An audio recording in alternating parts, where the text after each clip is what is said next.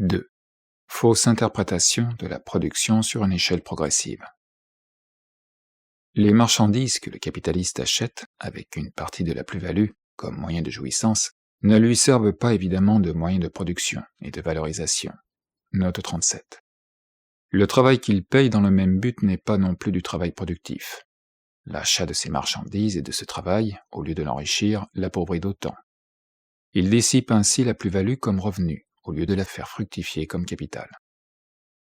En opposition à la noblesse féodale, impatiente de dévorer plus que son avoir, faisant parade de son luxe, de sa domesticité nombreuse et feignante, l'économie politique bourgeoise devait donc prêcher l'accumulation comme le premier des devoirs civiques, et ne pas se lasser d'enseigner que, pour accumuler, il faut être sage, ne pas manger tout son revenu, mais bien en consacrer une bonne partie à l'embauchage de travailleurs productifs, rendant plus qu'ils ne reçoivent.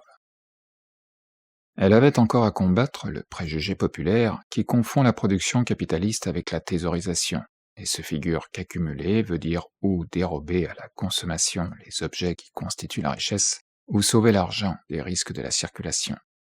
Or, mettre l'argent sous clé est la méthode la plus sûre pour ne pas le capitaliser, et amasser des marchandises en vue de thésauriser ne saurait être que le fait d'un avare en délire.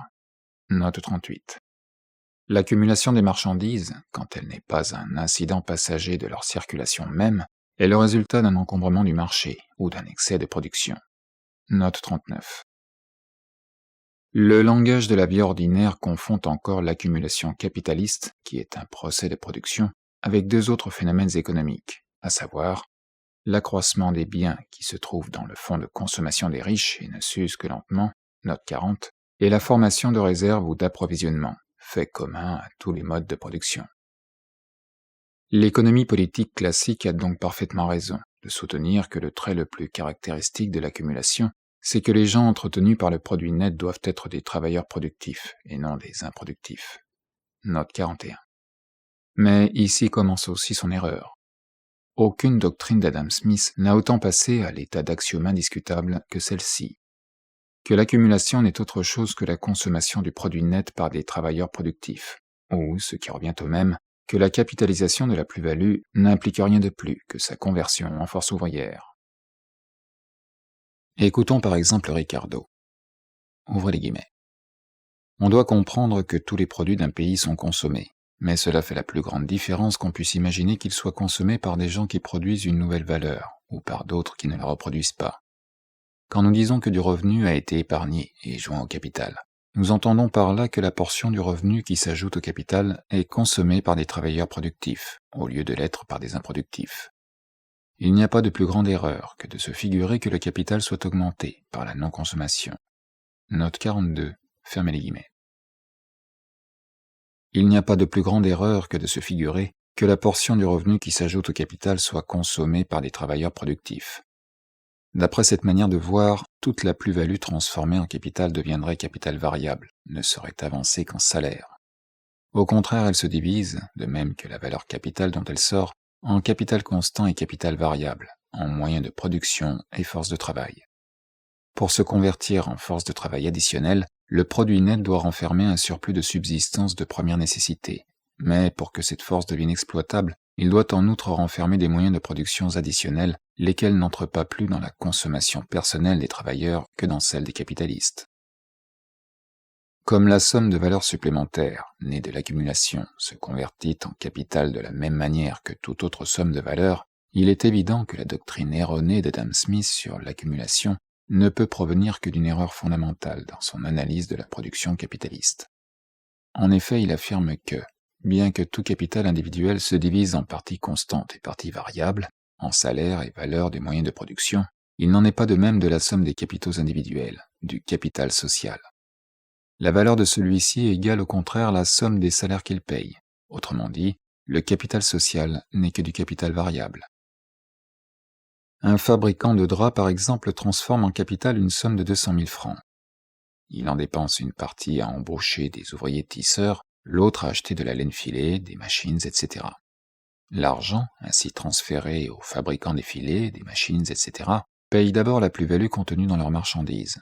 Mais cette déduction faite, il sert à son tour à solder leurs ouvriers et à acheter des moyens de production fabriqués par d'autres fabricants, et ainsi de suite. Les 200 000 francs avancés par le fabricant de draps sont donc peu à peu dépensés en salaire, une partie par lui-même, une deuxième partie par les fabricants, chez lesquels il achète ses moyens de production, et ainsi de suite, jusqu'à ce que toute la somme, à part la plus-value successivement prélevée, soit entièrement avancée en salaire, ou que le produit représenté par elle soit tout entier consommé par des travailleurs productifs.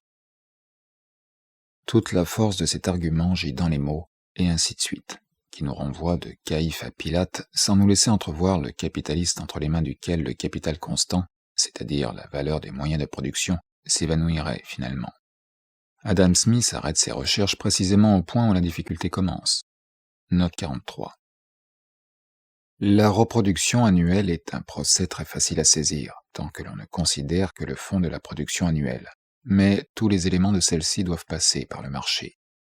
Là, le mouvement des capitaux et des revenus personnels se croisent, s'entremêlent et se perdent dans un mouvement général de déplacement, la circulation de la richesse sociale, qui trouble la vue de l'observateur et offre à l'analyse des problèmes très compliqués. Note 44. C'est le grand mérite des physiocrates, d'avoir les premiers essayé de donner, dans leur tableau économique, une image de la reproduction annuelle, telle qu'elle sort de la circulation. Leur exposition est à beaucoup d'égards plus près de la vérité que celle de leurs successeurs. Après avoir résolu toute la partie de la richesse sociale, qui fonctionne comme capital variable ou fonds de salaire, Adam Smith aboutit nécessairement à son dogme, vraiment fabuleux, aujourd'hui encore la pierre angulaire de l'économie politique, à savoir que le prix nécessaire des marchandises se compose de salaire, de profit, l'intérêt y est inclus, et de rente foncière, en d'autres termes, de salaire et de plus-value. Partant de là, Storch a au moins la naïveté d'avouer que, ouvre les guillemets, il est impossible de résoudre le prix nécessaire dans ces éléments simples. Note 45, fermez les guillemets. Enfin, cela va sans dire, l'économie politique n'a pas manqué d'exploiter au service de la classe capitaliste cette doctrine d'Adam Smith, que toute la partie du produit net qui se convertit en capital est consommée par la classe ouvrière.